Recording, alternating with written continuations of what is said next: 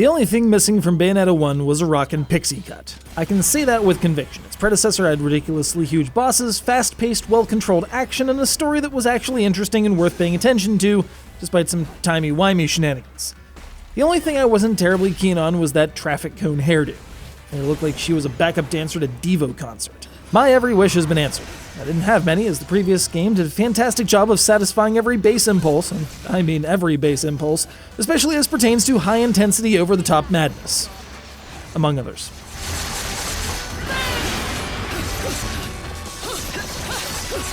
So since Platinum apparently don't understand the concept of taking a step back, we start with our heroine just trying to finish her Christmas shopping when all of a sudden angels and jet aircraft. That's never gonna get old. A quick tutorial refresher later and a quick snack for haired demon Gamora, everything seems to be fine. Until Gamora goes berserk and playfully knocks Jean's soul free from her body, which cues the hands you might recognize from the continue screen to drag her into the pits of hell. Lovely way to start a game, eh? Fortunately, Bayonetta's forgiven her for the repeated beatings in the last game, and in a show of sisterhood, heads off to the sacred mountain Fimbulvinter, yes, that's a place name, not something wacko Warner said during a sneeze, to walk into hell of her own accord and pull Jean out. Along the way, she meets this enigmatic kid who seems to be able to not only see angelic legions, but fight them off by throwing cards. Also, he looks like some amalgam of Skate from Streets of Rage 2 and the Bahamut kid from Final Fantasy X. That's not really germane to Bayonetta 2 in any way, I just wanted to point it out.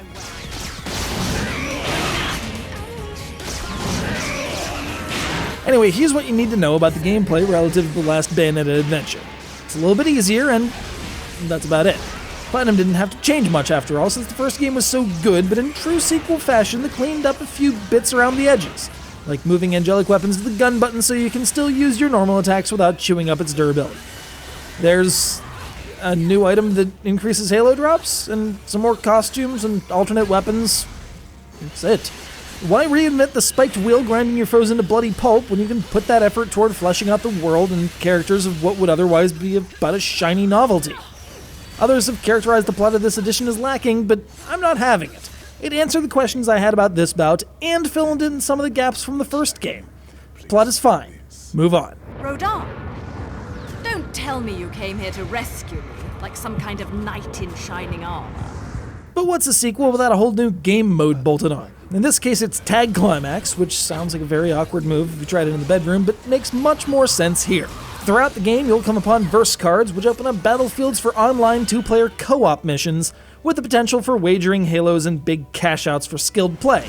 You'll need the bank too, as the Nintendo costumes this time around have a price tag. Fortunately, almost as if to compensate for this, it comes with a Bayonetta 2 exclusive Star Fox getup, which is capable of some, let's just say, interesting alterations to already awesome parts of the game.